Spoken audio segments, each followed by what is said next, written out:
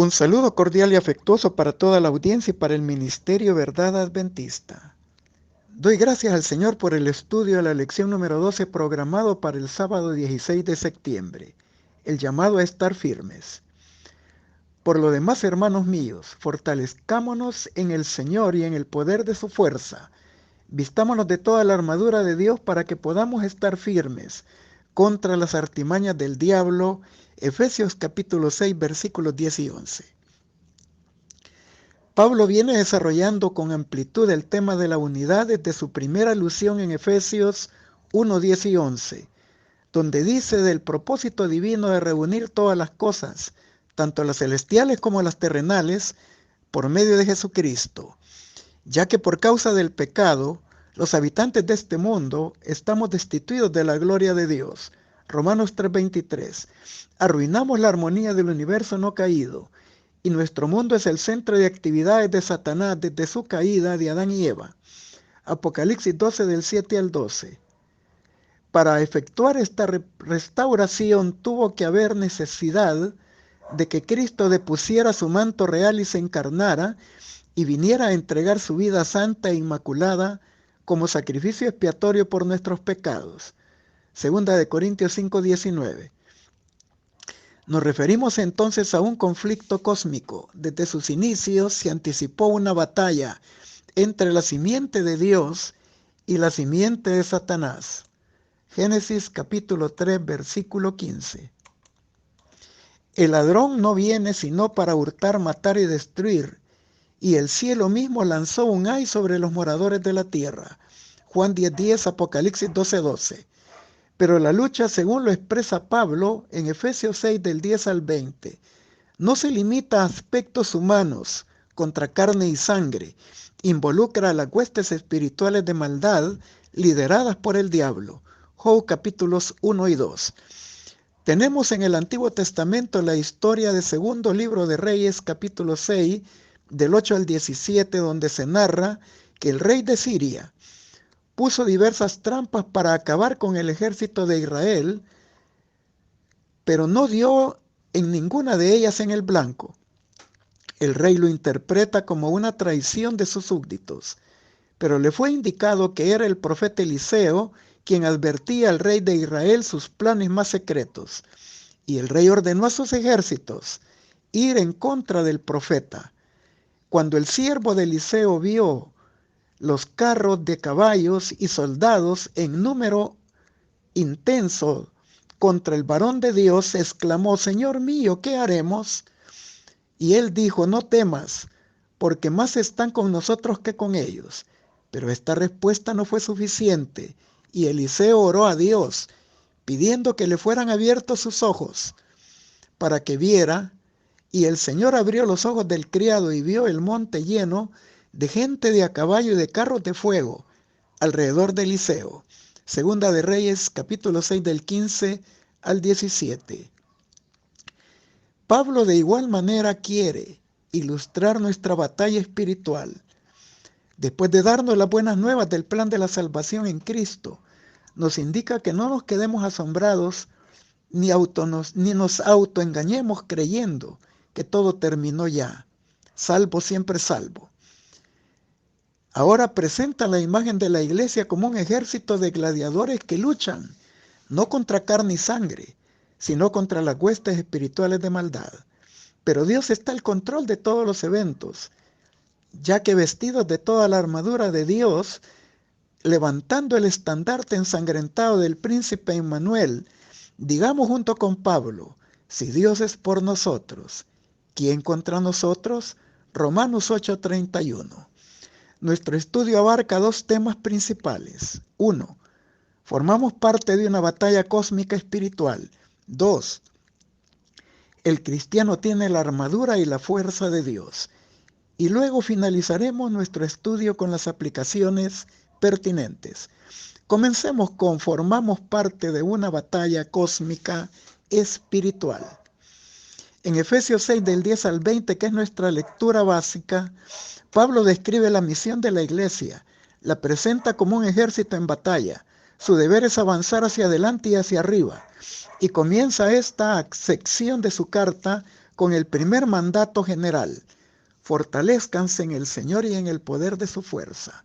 Efesios 6:10. Se recalca de que solos no podemos enfrentar a Satanás con eficacia. Esta eficacia proviene del poder de la fuerza del Señor. Entre nuestros deberes están el vestirnos de toda la armadura de Dios para estar firmes contra las artimañas del enemigo. Efesios 6:11. La lucha no se limita a lo visible, no es solamente contra humanos, sino detrás del escenario están los enemigos espirituales, las huestes de maldad, demonios organizados que controlan a los seres humanos, a los gobiernos y a los ejércitos terrenales. En el Antiguo Testamento el profeta Daniel habla de la lucha entre el ángel Gabriel y el príncipe de Persia y aclara que fue Miguel, el gran príncipe, que está de parte de los hijos de tu pueblo, quien derrotó al príncipe de Persia. Y fuera de nuestro alcance visual se libra una batalla espiritual. Daniel capítulo 10, verso 10 al 13. Efesios 6:12. Solo con la intervención divina y equipados de su armadura podremos resistir en el día malo y estar firmes. Efesios 6 del 13 al 17. Y en esta empresa la oración de fe del justo tiene mucho poder, ya que invoca las promesas de Dios, y en la intercesión de los unos a los otros somos fortalecidos por el Señor. Santiago 5:16, Efesios 6 del 18 al 20. En el Antiguo Testamento se muestran muchas batallas de Israel y se destaca que su éxito nunca dependió de su numeroso ejército, ni su sofisticado armamento, sino en su dependencia de Jehová, Dios de los ejércitos, a quien ellos alababan e invocaban. Porque no es con ejército ni con fuerza, sino con mi espíritu, ha dicho Jehová de los ejércitos. Zacarías 4:6. Y podemos considerar sus promesas en Juan 15:5 y Juan 16:33.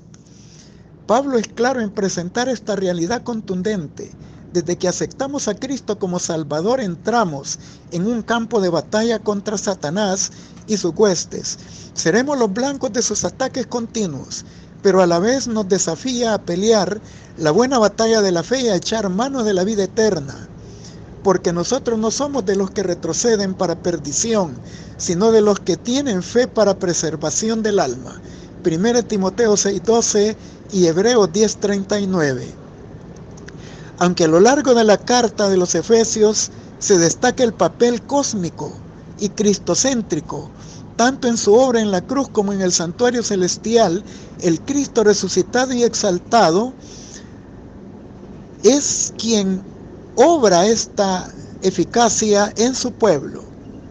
Pero también Pablo menciona la participación activa de los demás miembros de la divinidad, que están comprometidos en esta victoria en la lucha espiritual contra el mal. Dios el Padre pone a disposición su armadura. Efesios 6:11 y 13. El Espíritu Santo está activo en el fortalecimiento de los creyentes al orar para que Dios les dé conforme a las riquezas de su gloria, el ser fortalecidos con poder en el hombre interior por el Espíritu. Efesios 3:16.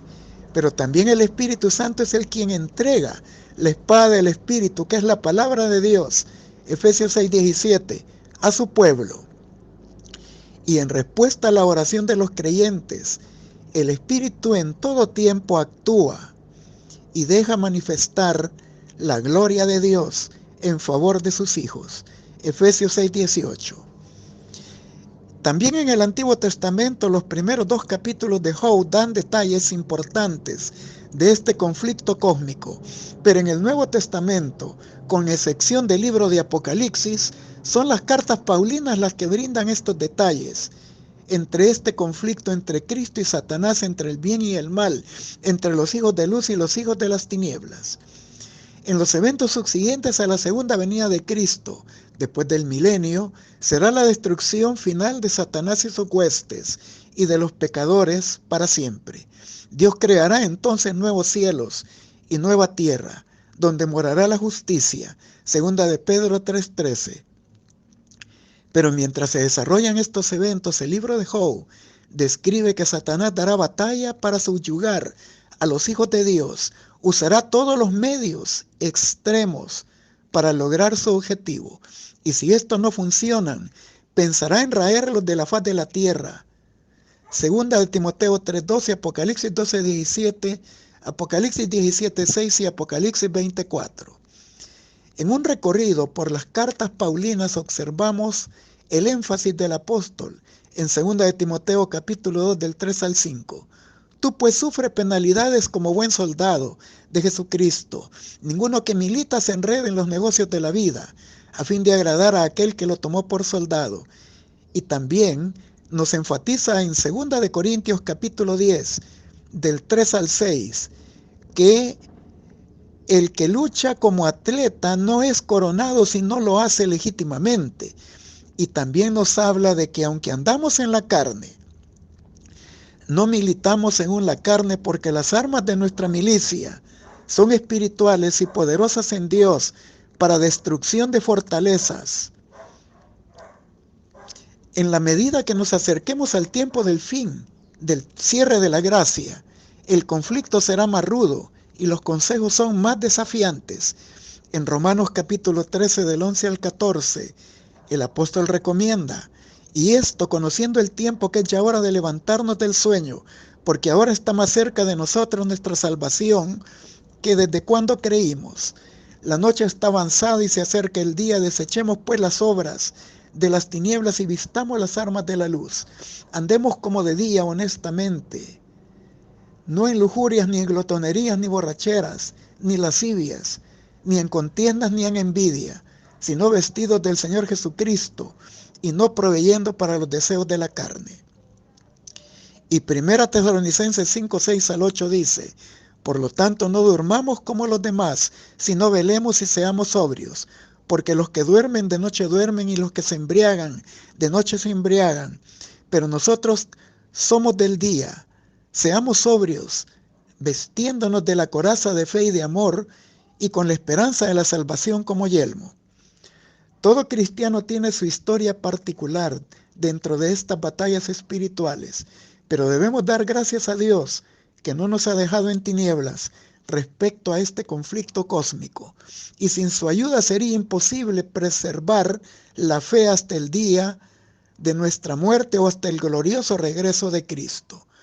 Con confianza nos unimos a Pablo en esta afirmación: antes en todas las cosas somos más que vencedores por medio de aquel que nos amó. Romanos 8:37. Continuamos con: el cristiano tiene la armadura y la fuerza de Dios. Al igual que Salomón en Cantares 6:10, Pablo usa una metáfora de un ejército de gladiadores activos y preparados para la batalla, para destacar la misión de la iglesia en el mundo. El conflicto demanda consagración y esfuerzo, no porque poseamos un poder inherente en nosotros mismos. Nuestra competencia viene de Cristo. 2 de Corintios 3:5. Confiamos en su poder. Él es la fuerza. Él es la fuente de nuestra fuerza para enfrentar el conflicto contra huestes espirituales de maldad, con firmeza y con valor, firmes en un mismo espíritu, combatiendo unánimes por la fe del Evangelio. Filipenses 1:27. Nunca olvidemos que Cristo mismo enfrentó su propio conflicto con valor y confianza en el poder de su Padre Celestial. Hebreos 12:3 y 4 dice: considerad a aquel que sufrió tal contradicción de pecadores contra sí mismos, para que vuestro ánimo no se canse hasta desmayar, porque aún no habéis resistido hasta la sangre combatiendo contra el pecado. De Cristo está escrito: porque Jehová el Señor me ayudará, por tanto no me avergoncé, porque por eso puse mi rostro como un pedernal, y sé que no sería avergonzado. Isaías 57.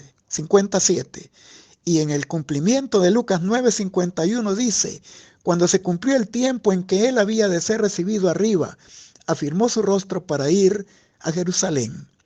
Cristo dio su mejor batalla hasta las últimas consecuencias. Los discursos bélicos incluidos en los escritos de Tucídides, uno de los grandes autores clásicos de la literatura bélica, se detallan tres acciones sucesivas que dejan en claro para la victoria de los ejércitos. 1. Los soldados deben cerrar filas contra el enemigo y marchar al encuentro. 2. Deben ir a la defensiva y atacar con firmeza, defendiendo su posición. Esto indica una lucha cuerpo a cuerpo con el enemigo. Y 3. Finalmente, deben de hacer retroceder al enemigo derrotándolo. En el Nuevo Testamento los escritores bíblicos enumeran con diferentes títulos a los enemigos espirituales. Número 1, potestades, principados, gobernadores, etc. Huestes espirituales de maldad lideradas por el diablo y cuya influencia se deja sentir en los gobiernos terrenales. Hechos 26:18 dice: para que se conviertan de las tinieblas a la luz y de la potestad de Satanás a Dios. Recordemos que Satanás mismo tentó a Cristo en el desierto. Lucas 4:5-6 dice: y lo llevó al diablo a un monte alto y le mostró en un momento los reinos de la tierra y le dijo: a ti te daré toda esta potestad y la gloria de ellos, que a mí me ha sido entregada y a quien quiero la doy. 2. Los escritores del Nuevo Testamento también enfatizan que Cristo despojó a Satanás y a su hueste del poder absoluto que ejercía en la tierra a causa de la caída de Adán y Eva. Cristo, como segundo Adán, recuperó todo lo perdido en su victoria en la cruz. En Efesios 2:2 recuerda el pasado antiguo de los cristianos, en los cuales anduvisteis en otro tiempo siguiendo la corriente de este mundo, conforme al príncipe de la potestad del aire, espíritu que ahora opera en los hijos de desobediencia. Pero en Colosenses 2:15 dijo: y despojando a los principados y potestades, los exhibió públicamente, triunfando sobre ellos en la cruz. Y aquí declara su derrota pública ante todo el universo, la de Satanás y sus huestes. Y 3. Cristo tiene el poder supremo. Y en Efesios 1:20-22 se destaca la superioridad de Cristo por encima de toda hueste espiritual y poder terrenal, la cual operó Cristo resucitándolo de entre los muertos y sentándole a su diestra en los lugares celestiales, sobre todo principado y autoridad y poder y señorío, y sobre todo nombre que se nombra, no solo en este siglo, sino en el venidero, y sometiendo todas las cosas bajo sus pies, lo dio por cabeza de todo a la iglesia. 4. Cristo desarrolla el ministerio celestial en el santuario que apunta a la derrota final y decisiva y eterna de Satanás, sus huestes y los pecadores.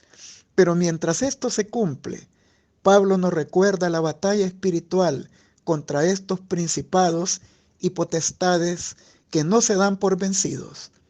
Efesios 6:12 ocupa el griego palé para describir una excelente preparación para esta batalla, arma con arma, cuerpo con cuerpo, tal como lo hacían los gladiadores en sus ejércitos antiguos. De todas estas citas, Efesios 1:21 es la que denota la superioridad de Cristo. Y dice al final: y sobre todo nombre que se nombra. Aquí les está recordando a los efesios su pasado gentil, donde ellos invocaban malos espíritus. Y esos poderes los habían subyugado, pero Cristo los ha libertado. Por eso no escatima decir que siempre en todo tiempo necesitan depender del poder de Cristo para continuar derrotando a las potestades de las tinieblas. No deben dormirse en los laureles de una primera liberación de la esclavitud del pecado y del diablo. En esta batalla no deben de subestimar las fuerzas del enemigo, que es astuto, experimentado y también sutil. No debemos de temer ni dejarnos intimidar tampoco por ellos, pero no debemos de bajar la guardia, sino siempre estar alertas. El soldado debía ceñirse o apretarse bien el cinto que mantenía unidas todas las partes de la coraza para tener libre movilidad corporal. Así compara Pablo el poder protector de la verdad. Cristo dijo: la verdad os hará libres. Juan 8:32. La verdad desenmascara el error, la mentira y el enemigo. Primera de Juan 2:21. Y ninguna mentira procede de la verdad. El nuevo hombre es creado según Dios en la justicia y santidad de la verdad. Efesios 4:24. La coraza protegía el corazón y las partes vitales del cuerpo. La coraza de justicia es la justicia de Cristo, que nos es imputada e impartida. Nos promete la garantía y la seguridad de salvación, porque es la única que satisface las demandas de la justicia divina en su ley y nos habilita para vivir en armonía con su voluntad. Pablo en Filipenses 3:9 ora: no ser hallado en su propia justicia, sino en la justicia que es por la fe en Cristo Jesús. Esa justicia que se revela en las obras justas, primera de Juan 3:7, y en las acciones justas de los santos, Apocalipsis 19:8. En el Evangelio la justicia de Dios se revela en fe y para fe, y el justo vivirá por la fe, Romanos 1:16-17. Pablo menciona que el soldado también protegía sus piernas con grebas, especie de canilleras, y calzaba sandalias para firmar sus pies. A esto le llama él el apresto del Evangelio. Esto permitía que no hubieran estorbos en sus movimientos en terrenos escarpados y así resistir los ataques. Dios nos prepara para la proclamación del Evangelio de la paz. El cristiano tiene que estar firme y en paz con Dios en medio de sus conflictos espirituales, porque la paz de Dios no es una ausencia de conflictos, sino la que proviene de la reconciliación con Dios y la seguridad de que no estamos bajo condenación a pesar de nuestras dificultades diarias. Y si morimos no será eternamente. El Evangelio nos promete la vida eterna en Jesús, el príncipe de la paz, que nos da la paz para con Dios.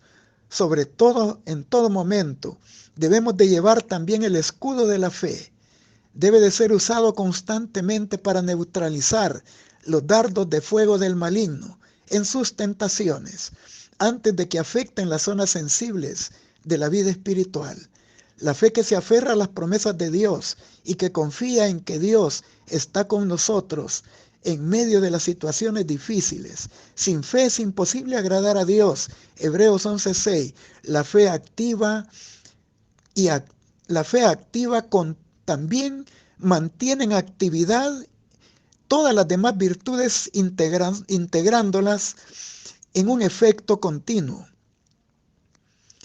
Todas las que están descritas en el símbolo de la armadura. El yelmo también era un casco protector de la cabeza, uno de los puntos vitales y claves de la vida humana.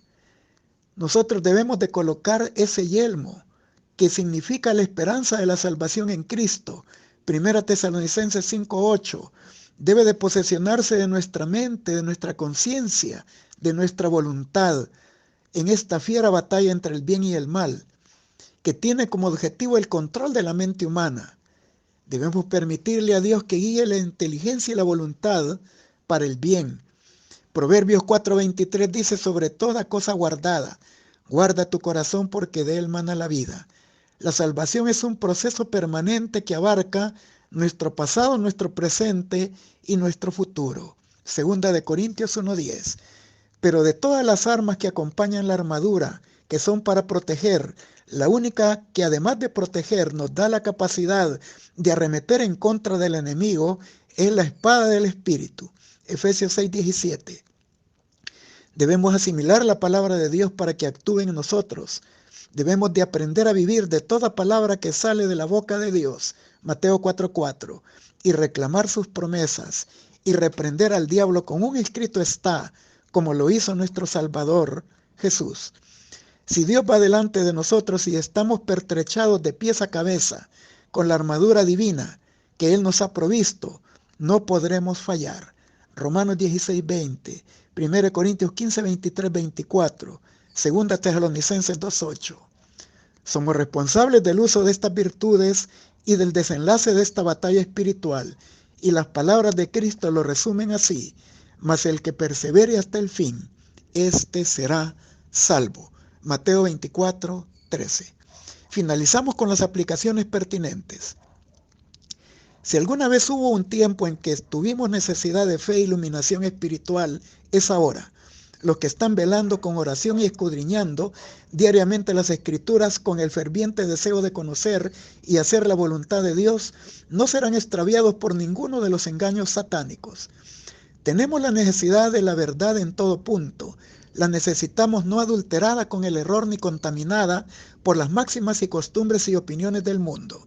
Necesitamos la verdad con todas las inconveniencias. La aceptación de la verdad incluye siempre una cruz, pero Jesús dio su vida en sacrificio por nosotros y no le rendiremos nuestros mejores afectos, nuestras más santas aspiraciones y nuestro mejor servicio en plenitud.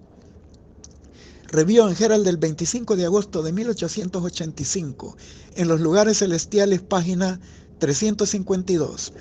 Satanás observa ansiosamente para hallar desprevenidos a los cristianos, o si los seguidores de Cristo recordaran que la eterna vigilancia es el precio de la vida eterna. Muchos poseen una fe adormecida, a menos que estén fortalecidos y reanimados e instados a obrar, sus almas se perderán. El yo debe de morir y Cristo debe reinar en el corazón como supremo y único.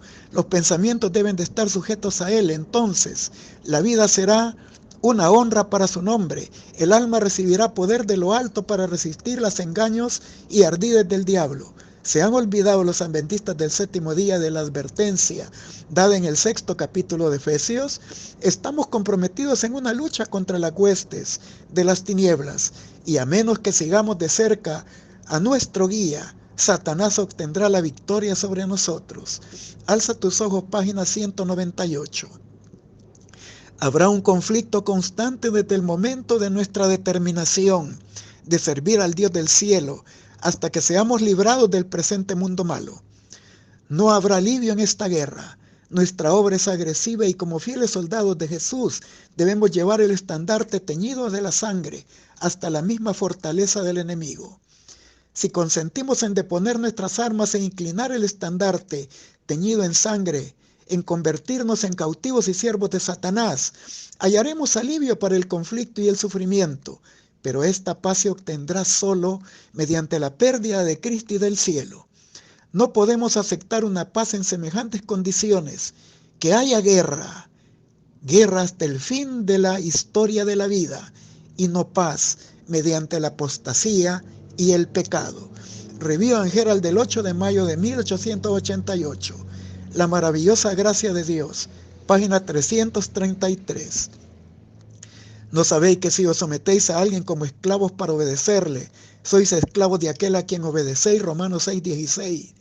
Si cedemos a la ira, a la concupiscencia, a la codicia, el odio, el egoísmo o algún otro pecado, nos hacemos siervos del pecado. Ningún siervo puede servir a dos señores. Lucas 16:13. Si servimos al pecado, no podemos servir a Cristo. El cristiano sentirá las incitaciones del pecado porque la carne codicia contra el espíritu, pero el espíritu batalla contra la carne manteniéndonos en una lucha constante. Aquí es donde se necesita la ayuda de Cristo. La debilidad humana llega a unirse a la fortaleza divina y la fe exclama: mas gracias sean dadas a Dios que nos da la victoria por medio de nuestro Señor Jesucristo. 1 Corintios 15:57, edificación de carácter y formación de personalidad, página 91. La iglesia de Cristo es el instrumento de Dios para proclamar la verdad. Él ha dotado de poder para que realice una obra especial. Y si ella es leal a Dios y obedece sus mandamientos, morará en su seno la excelencia del poder divino. Si permanece fiel, no habrá poder que le resista. Las fuerzas del enemigo no serán más capaces de vencerla que lo es el tamo para resistir un torbellino. Aguarda la iglesia el amanecer de un día glorioso, con tal que ella esté dispuesta a vestir el manto de la justicia de Cristo y negarse a obedecer al mundo. Dios invita a sus fieles, a los que creen en Él, a que hablen con valor a los que no creen ni tienen esperanza. Volveos al Señor, vosotros los prisioneros de esperanza. Buscad la fuerza del Dios viviente. Manifestad una fe inquebrantable y humilde en su poder y en su buena voluntad para salvar. Y cuando con fe echemos mano de su fuerza, Él cambiará asombrosamente la perspectiva más desesperada y desalentadora. Lo hará para gloria de su nombre. Profetas y Reyes, páginas 194 y 195. Les deseo un feliz sábado en la dulce y bendita presencia del Señor.